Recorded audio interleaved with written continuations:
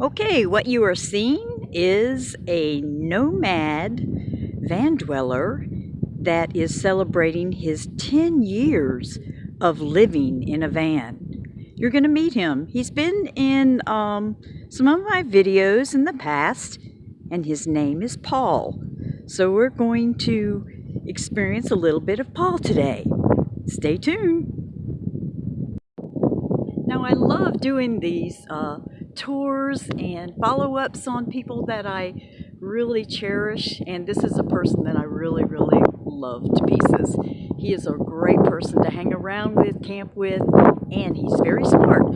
So we're going to talk with him today, and you're going to get to experience it. This is the side view of his rig, and you can see that he really takes good care of his rig. Okay, this is Paul here. Hi, Paul. Hey. So we've been friends for how long now? This is going on our 3 years, yeah. He was the first person I met when I went to the RTR my first time. And we've been friends ever since. All right, so let's start with the front of your rig. Explain this wonderful cover you've got. All right, so first of all, the other video where I did a full tour is on Christine's channel there. You can go that and reference it. Yeah, we'll put a link on that. This is just going to be kind of like an update. This is my actually my 10th year living in a van. I started in 2008 in a 1990 Dodge van. This is van number 4. Wow. So, this one's benefited from all that experience. So this is a windshield cover. You can get it on Amazon. They make them for, you know, all the motor homes and the vans. And this uses the same van as a Class C, so it takes the same cover. But when you get these things, they have a thing where it hooks on the top of your door, and then there's magnets on the other part where it goes to the bottom there. Exactly. But I found that the magnets are weak, and what some people will do is just get a bunch more magnets, and I didn't really care for that idea. So I got a grommet kit, and I actually installed grommets on the bottom where those were. I took the magnet out, put grommets on, and that worked pretty good. But last year when we had some high winds out here, I still was getting a little bit of lift on the very front here. So what I did was this year I installed 2 more grommets at the base of the windshield on both sides and got bungee cords holding it down. And this thing will stay on here and shoot 40-50 mile an hour winds. So yeah, that looks really snug on there. it does. It worked out good. And it's fantastic for keeping everything as far as the elements. Right. What it's good for is the sun. And actually, you can put Reflectix on the inside of your windshield, but the heat's still coming through. I mean, the Reflectix works, but this works so much better because it insulates and it's white, and it actually reflects the light off. You put your hand on the inside, it's actually cool when the sun's shining on it. Oh, that's really excellent to share. So that's a good deal. So, like I said, this is going to be an update. You know, Christine did that video 2 years ago. I haven't changed a ton of stuff, but I've done little tweaks on stuff. Like my solar here, what I've been doing is upgrading some of the wiring on it.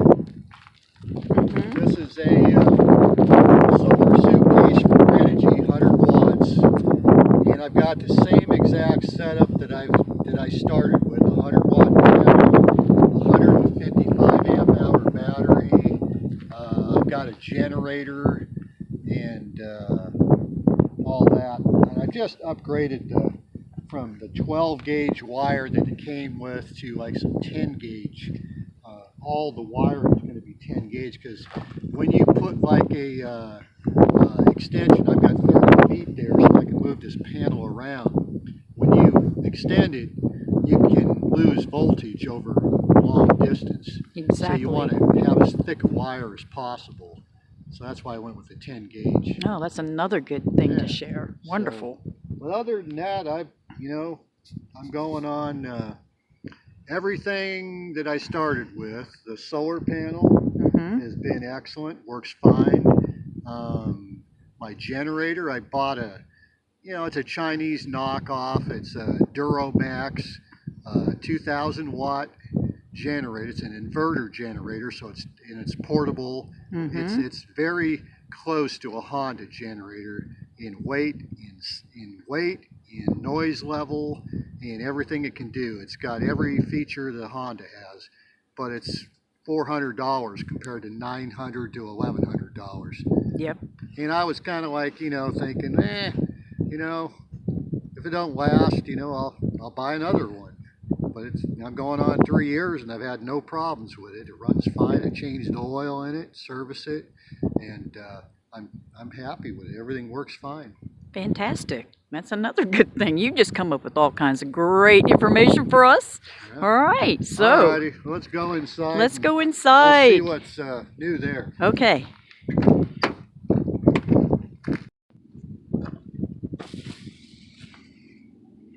Watch your head.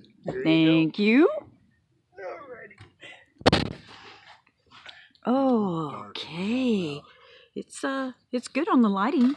Is it all right? Yeah, it's not bad. I can get a little closer though, so they can see you, and we can. Oh, now the lighting. Wait a minute. Might want to do you over here, because I'm going to show them some stuff over here. All right. See, he's even a director. Oh yeah, the lighting is so much better. Oh yeah, very good. All right. See, I learned something there. All right, take one. Go for it. So basically, everything's pretty much the same in here. The only major thing is you look at the first video, I had a futon frame with a futon mattress in the first video because I wanted a bed and a couch. And it worked pretty good for, almost 2 years. But with the frame in here, it took up, because of the way it's like, it takes up space, and you only get this much of the actual couch, right, because of the angle of stuff, and I couldn't pull it out. So in the same space that I had 27 inches to sleep on, I now have an actual bed. I bought a nice foam mattress off Amazon. It's 8 inches thick. Wow, that looks so comfortable. Yeah, it's okay. It's pretty stiff. I'm not sure if kind of getting used to it. Okay. But it's more comfortable, and I don't really miss the couch aspect. I just put a couple of pillows and I can kind of lean up against the wall or something, Yep. But I spend most of my time in my chair anyway there. Yeah. But I built last year. I built the bed frame, but I still had the futon mattress on it. Well, I finally got tired of that, and so I got this actual mattress, and I built it so I can get stuff underneath it. I didn't enclose it or anything, so everything's accessible and get you things really easily. Yeah, so basically that's the main thing in here. The other thing is in the kitchen. Which is over here to the left. Around, but everything's basically the same. The counter's the same. All this is the same. One of the things I did was with my backsplash here, I changed it from, it was going this way, and I had my spice rack up here. Well, when you heat water, it heats, rises. It does. And it was kind of making my spices and stuff get kind of clumped up and all. So what I did was I took the same piece and I just flipped it up so that it goes up this way, and it works fine. I moved my spices over here, and I've always liked your kitchen area. You always have it so nice. There's lots of counter space. You got lots of counter space, and you just have everything organized so well with your baskets, your knife rack, And then down here, what I did last year, I had a toaster oven. Mm-hmm. I used it twice. Oh, okay. Never really used it, so it's like, that's how we find out. Why am I gonna lose all that space? So I took that out, right, and I put two plastic tubs in here, and one of them. And then the other thing is I only had the one tub. Well, I had everything in there. I had like my coffee stuff. I had food stuff. Well, every time I wanted to get something out, I had to pull that thing out, dig through it, try to find everything. mm-hmm. So by taking the oven out and putting these two plastic containers in here, I was able to take a lot of stuff out of there, put it in these two. So I have, this is my coffee stuff that I get into every morning. Mm-hmm. Underneath that I have some canned food and stuff like that. And in the original plastic container, I have stuff that I get at very rarely, you know. And so that's pretty much that. And yeah, everything's pretty much, I mean, I did a video where I, let's see, I had a paper towel holder on the end of the counter, mm-hmm. and my wood utensils were in that. And it was sitting on the end of the counter, taking up about a foot of space. And it's like, I'm looking at it like, you know, that's just wasted space. So what I did was I took that spice rack and I actually cut it in half. And one piece of it I've got my wood stuff in, and the other one I've got my spices in. And I took the paper towel holder and I actually mounted one up here, up above, which actually works better. It's worked out pretty good for me. Very nice. And, you know, it's like when you're in the van, you know, some things you change and some things you kind of live with. And what I did was, this light right here used to be across here. Mm-hmm. And with my new bed, which sits higher, I was banging my doggone head on that stupid thing every time I slid under here. I'd bang my head on it. And so I think it was 3 days ago, I'm looking at it going, okay, that's enough of that, you know. So that's how we learn. I just took it off here and flipped it this way and moved it over. Mm-hmm. It actually works better because originally the way I had it set up the other way was for light over the bed and light over the kitchen. Well, I don't ever read in bed anyway. So with it this way, it gives me more light on my... Yeah, on your cooking area. Yeah, your kitchen. I can, you know, it just works out pretty good. It's just little stuff like that. You bang your head on something for a while and you're kind of like, you know, this has got to go. So that's what I did. Yeah, you kind of own your space and then learn how everything works for you as you're living. That's it. That's what people need to think about when they're going to do this. Is you can watch all these videos and get ideas, but when you build your van, your bus, your car, whatever it's going to be, take those ideas, you know, and look at them, but apply it to your space. Exactly. You know, you don't just go, okay, you don't have a list. You go, okay, I got this, this, this, and this. No, you look at what's there and then personalize it to yourself. Mm-hmm. You know, exactly. Because too many people they go on there and watch a video and go, okay, I got to have this, this, this, and this, and then they throw it in there, and then they like, you know, it doesn't work for them, so they end up switching stuff around. Well, mm-hmm. you gotta figure it out. You really do. I can't tell you how many times I changed my van around. Yeah, you know. It's always a work in progress. Van, you know, 10 years ago, mm-hmm. didn't have anything but a bed and a place to put some clothes and stuff in it. I didn't have cooking. I didn't have heat. I didn't have a fridge. I didn't have a vent in the roof. I had nothing. Mm-hmm. So over the 10 years, I've learned and grown and mm-hmm. and pretty comfortable now. You know? Yeah, I mean, your setup is always organized, neat, and tidy, and you know where everything is. I love how this is, too, where you've got all this space up here organized. That's really good.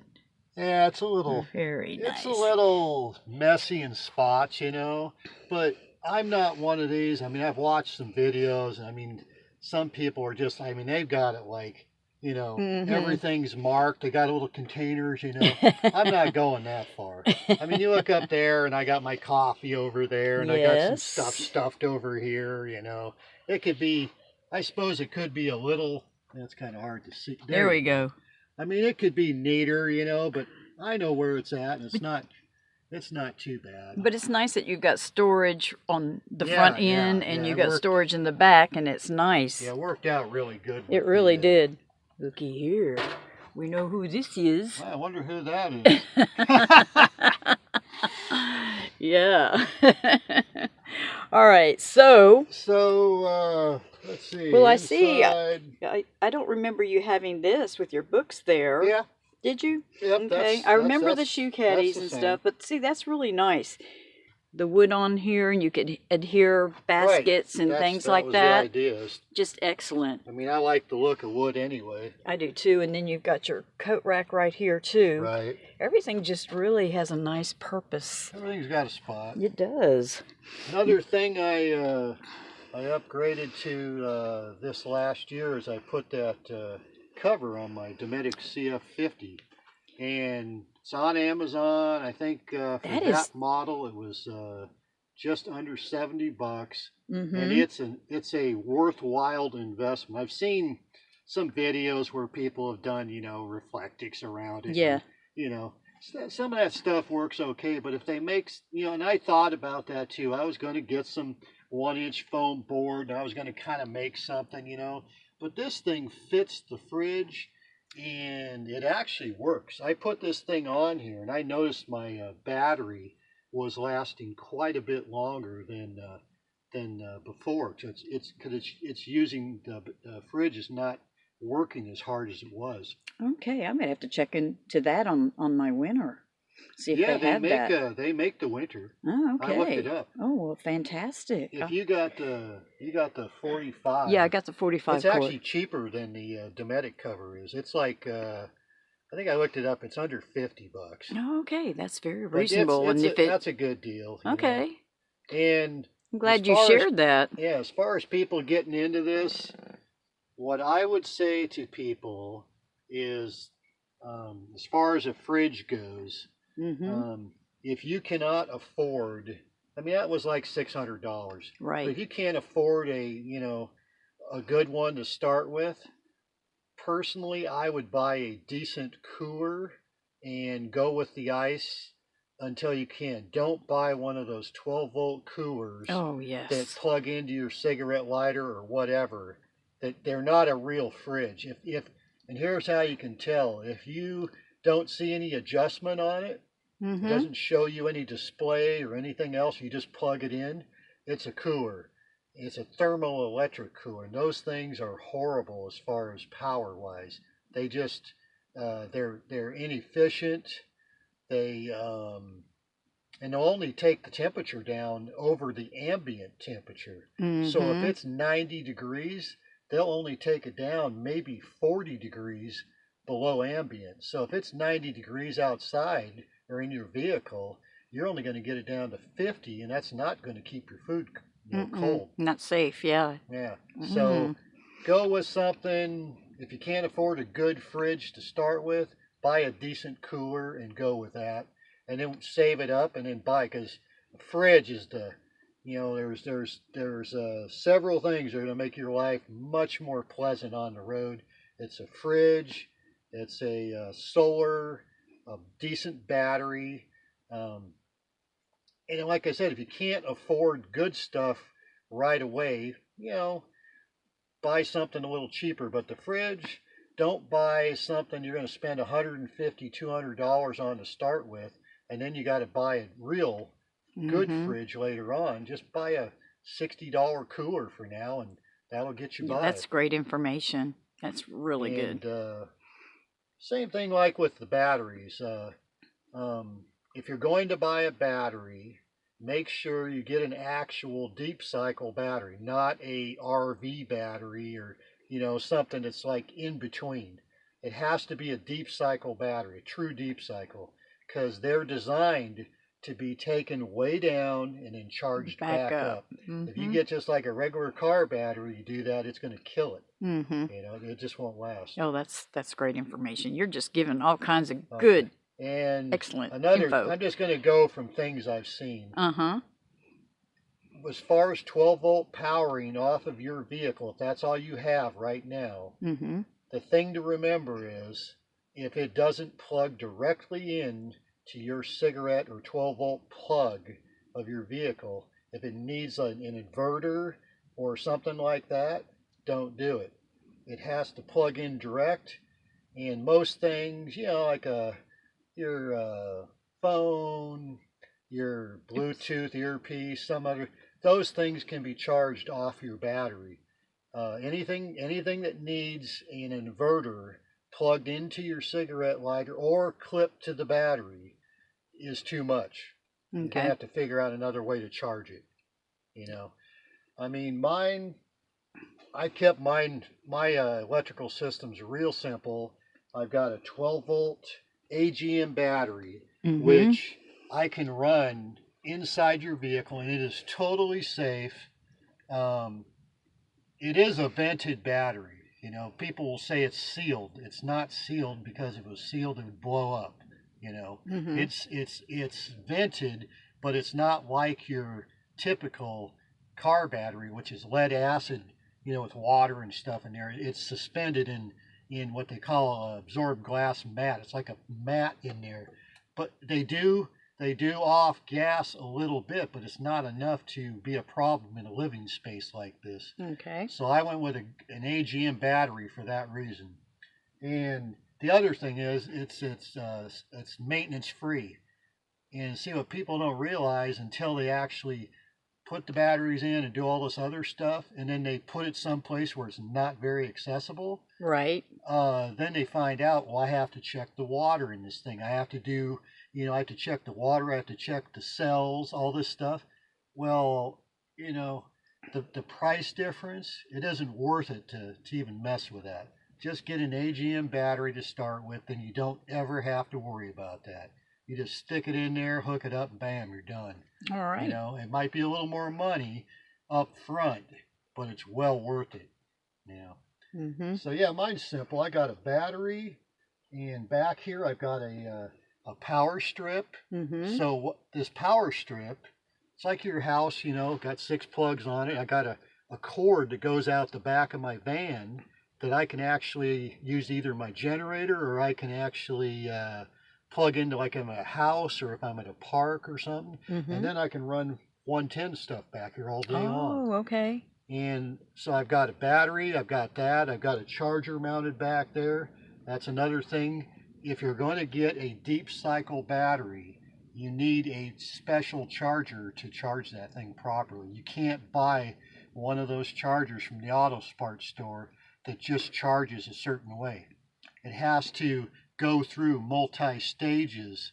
You know, it does a bulk charge, it does an equalize, it does a float, you know, it does all these different things, and that's how you get the maximum life out of your battery too. You know, that's what it's all about. I mean, I spent $300 on this battery, and I want it to last, you know, 8-10 years like they say it should. Yeah, definitely. So, and then you also over here have some plugs. Yeah, I've got those sprinkled all over the place. This one, I actually put that one in, and I've got a down below, there's a 12-volt plug behind the seat that allows me to run this, things that are, say if I want to run my fridge. Right now I run my fridge, it's hardwired to the battery, to the fuse box and the battery. Yeah, that's what mine is. And so, but if I'm going down the road and I don't want to be wasting on my battery, I just plug into that thing, and then it runs off my vehicle. And since the vehicle is running, it's not going to run your battery down.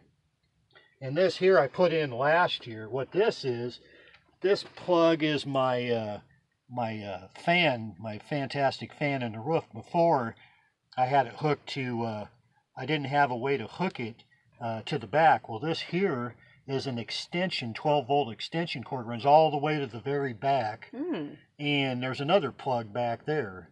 And this way I just plugged the fan, because I didn't want to rewire the doggone thing, you know. Exactly. So I just plug it in there. That runs all the way to the back, and I've got a cord on the other end that I plug into a 12-volt plug back there that runs off the battery. It's a little dark there, so I can't show yeah, that, but yeah. It's dark back there. It's the dark area. It's the dark. By the bucket. By the bucket. But, let me see. So you've cultivated and fine-tuned your van as every step along the way with 10 years of, you know, making you realize the choices that you needed. Right.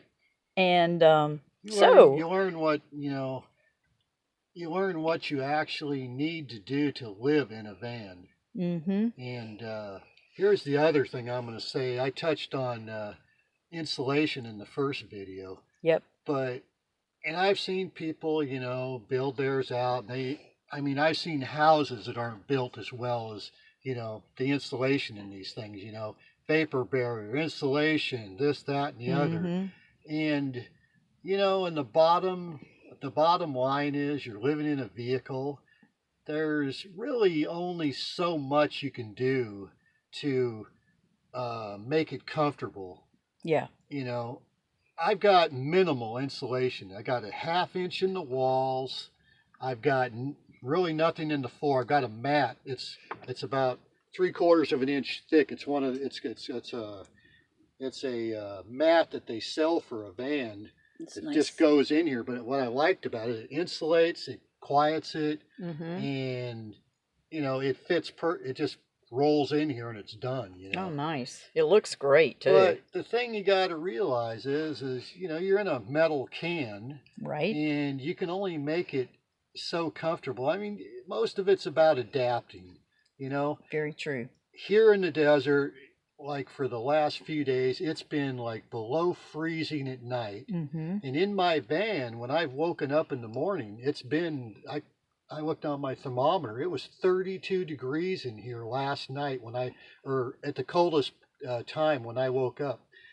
But you're in a sleeping bag, a decent sleeping bag. Yeah. I got a decent blanket on top, and I've got other, you know, it's, I was totally comfortable last night. I was not uncomfortable.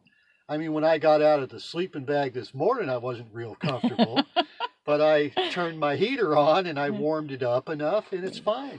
Yep. You know? And I've got the Buddy Mr. Heater, which I'm happy with as far as, you know, it works. And I'm going to go with a Olympian Wave 3 because I think it's a better heater. And the thing I like about it is the Buddy heater. The problem with it is it's the lowest setting on it is 4,000 BTUs. That will, and there's no thermostat on it, so it'll roast you out of here in a while, you know. So that Olympian Wave 3 though has 2 settings. A low setting is 1,600 BTUs. And I'm thinking I probably could leave it on overnight and it would just, you know, keep the place. And it's a true catalytic heater. You know, it heats more like the sun. What it does is it heats everything in the place and then radiates the heat out versus the other one. The other heater just kind of warms the whole place up, you know. Exactly. I mean, it works fine, you know. I'm not going to say I've had it for 3 years. It still works great. I'll tell you, if you're going to go with anything other than the little green canisters on it, though, you better get the filter. Otherwise, you're going to end up with a non-working heater in a short amount of time. Exactly. That's true. You know, it's not the actual going with the bigger propane tank. It's the hose. What it does, it actually leaches oils out of that hose. And then it gets into your heater and it just plugs everything up. Yep, that's true. And the Olympian is 45% much more efficient. Way more. It'll actually, the Mr. Buddy, I think they said, I can't remember it was on high or low, but you're only going to get like 3 to 4 hours out of a canister. Uh-huh. The Olympian uses, and that's a pound. So 3-4 hours out of a pound. Pound, yep. The Olympian uses 1/8 of a pound on low. Wow. So there's 8 hours out of the same amount. Such a huge difference. Yeah, so it's a good deal. It is. But yeah, it's that's a deal with being comfortable in the van is I wouldn't concentrate so much on the insulation part of it versus the cover it's more keeping the sunlight. Yeah, let's out. turn that around here. This is what that cover looks like from the inside here. Yeah, it still lets light in, so it's not totally dark, but it insulates and keeps it much cooler inside here. Yeah, I can tell. So what I would say, not wasting so much time on insulation, you know, worrying about, you know, insulating your van so that it stays, you know, really warm and all that, is have stuff to cover windows to keep the sunlight out, you know, and then it's more about ventilation.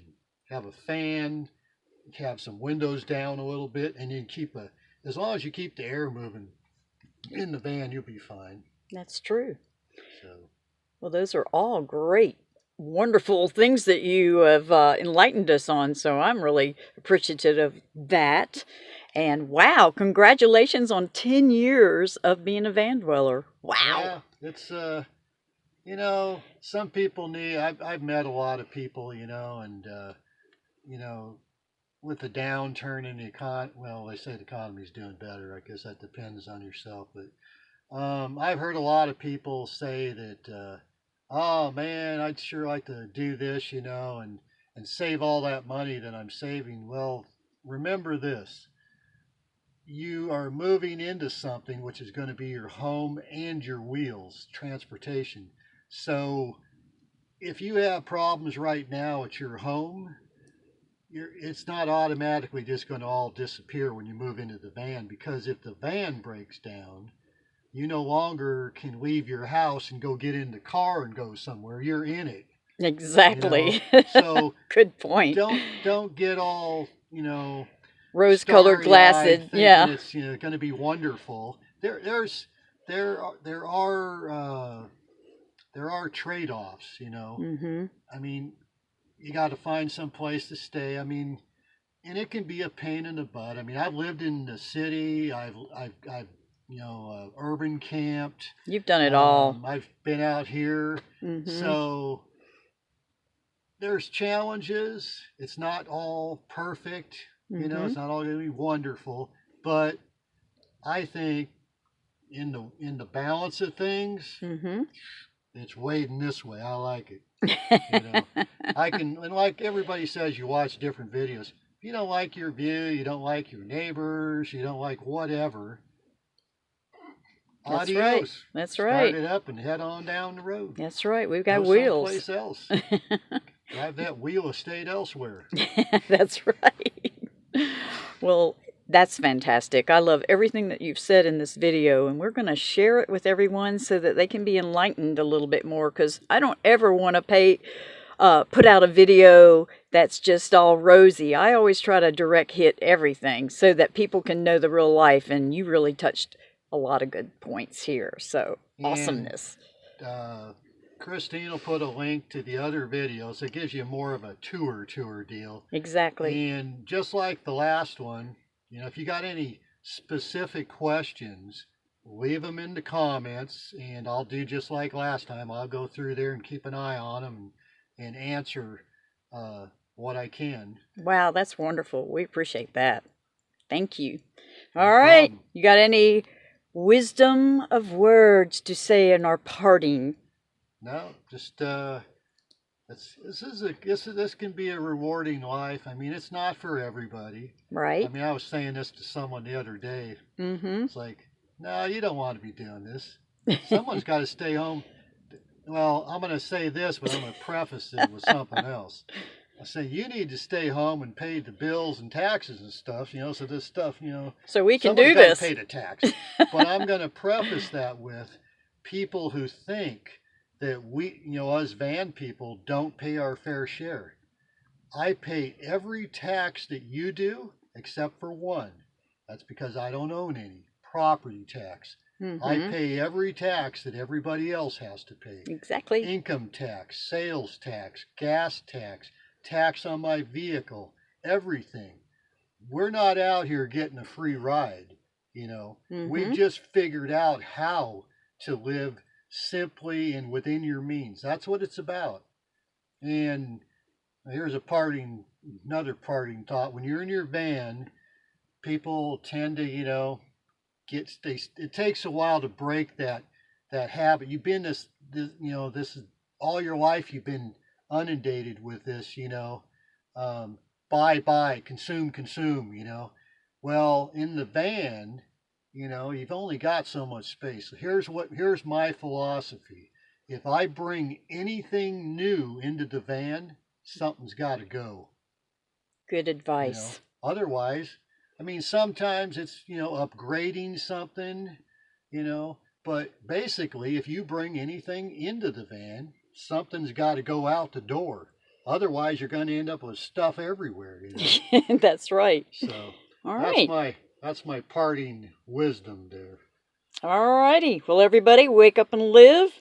You got a bunch of tips from Paul here on how to do that. And we really appreciate the comments that you put down there so that we can help you. All right. Bye-bye. So that was fun interviewing my friend Paul, and I hope that you got a lot of the information from his video to be helpful to you. It's wonderful to experience somebody that can share a lot of knowledge that's been 10 years out here on the road. So 10 years of van dwelling. Congrats there, Paul. You rock. All right, everybody, wake up and live. Have your adventures. And nomadic life rocks. All right, bye-bye.